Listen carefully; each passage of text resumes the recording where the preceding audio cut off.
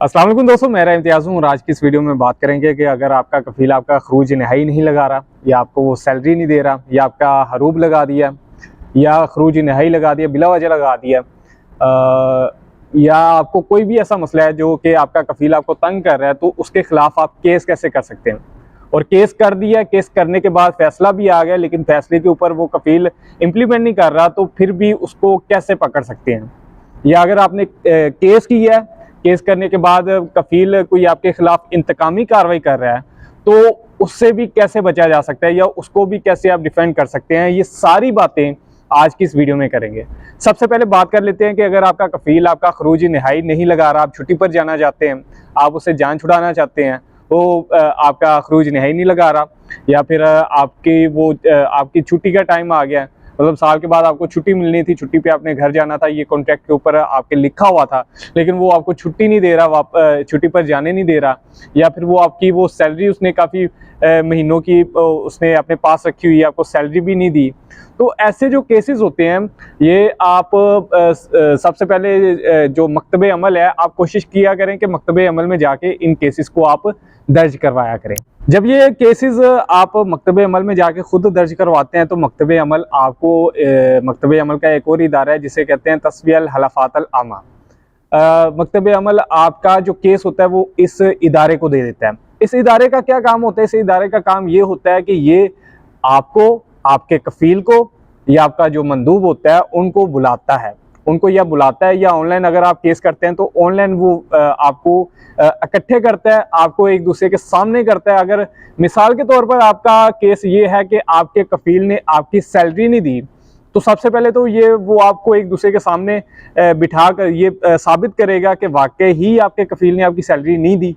या अगर आपका खरूज नहाई का जो मामला है, आप छुट्टी पर जाना चाहते हैं लेकिन वो खरूज नहाई नहीं लगा रहा, तो वो आपके सामने बिठा कर उसको एग्री करेगा।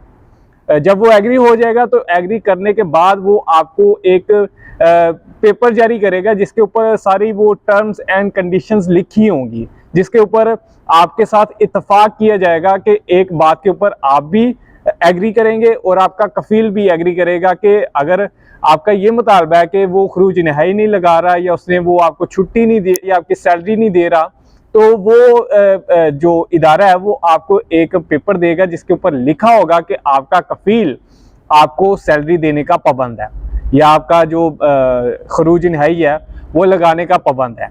इसमें एक चीज़ आपने इस चीज़ का ख्याल रखना है कि जब वो एग्रीमेंट आपका हो रहा हो, जो पेपर आपको दिया जाए, उसके ऊपर आप ये ज़रूर मेंशन करवाएं कि वो जो आपका खरूज नहाई का जो मुतालबा आप कर रहे हैं वो पूरा करेगा, तो कब तक करेगा। मतलब ऐसे तो नहीं ना हो सकता कि खरूज नहाई आपका कफील लगा देगा, तो वो कब लगाएगा ये पता ही नहीं है। या अगर आपको सैलरी आपकी वो दे देगा तो कब देगा। इन चीज़ों को आपने वो दर्ज करवाना है कि 2 महीने में वो आपकी सैलरी जो पिछली है वो सारी अदा करेगा, या खरूज नहाई लगाना है तो वो 1 महीने के अंदर, 45 दिन के अंदर, या कब वो आपका खरूज नहाई लगा कर देगा।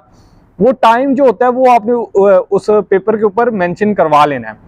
और एक बड़ी गलती लोग अक्सर ये कर जाते हैं कि वो जो पेपर उसको दिया जाता है, जो बंदे को जिसने केस किया होता है, तो वो उसको पढ़ते नहीं है। ये जब आपका इत्तफाक करवाया जाता है, तो उस केस की जो कॉपी होती है, एक आपको दी जाती है, एक आपके कफील को दी जाती है। तो वो कॉपी आपको इसलिए दी जाती है ताकि आप उसे अच्छे तरीके से पढ़ सके। और जब आपका ये फाइनल हो जाता है, उसके बाद अक्सर ये होता है कि आपका जो कफील होता है, क्योंकि आपने उसे वो मकतबे अमल में बुलवाया होता है, और ये उसके लिए बड़ी इंसल्ट की बात होती है कि वो आपने उसके ऊपर केस किया है, आपने उसके ऊपर जो अदालत से कार्रवाई करवाई है, तो उसमें वो अपनी इंसल्ट फील करता है। और फिर उसके बाद उसकी कोशिश होती है आपके कफील की कि वो आपको किसी तरह से नुकसान पहुंचा सके। आपका बिला वजह या तो वो हरूब लगा देगा, या अगर आपने सैलरी का मुतालबा किया तो वो आपका खरूज नहाई लगा देगा, या फिर किसी भी किस्म की वो इंतकामी कार्रवाई करेगा। तो उससे बचने के लिए आपने क्या करना है? उससे बचने के लिए ज़रूरी ये है कि जैसे पहले आपने केस किया था मकतबे अमल में जाके कि मेरा ये फ़लाँ मुतालबा है, लेकिन मेरा कफील ये मेरी बात नहीं मान रहा, या इससे मुझे ये शिकायत है। आपने अगर वो दोबारा आपके साथ कोई ऐसी करता है, हरकत करता है, कोई इंतकामी कार्रवाई करता है, तो आपने फिर से अपने कफील का कोई लिहाज नहीं रखना।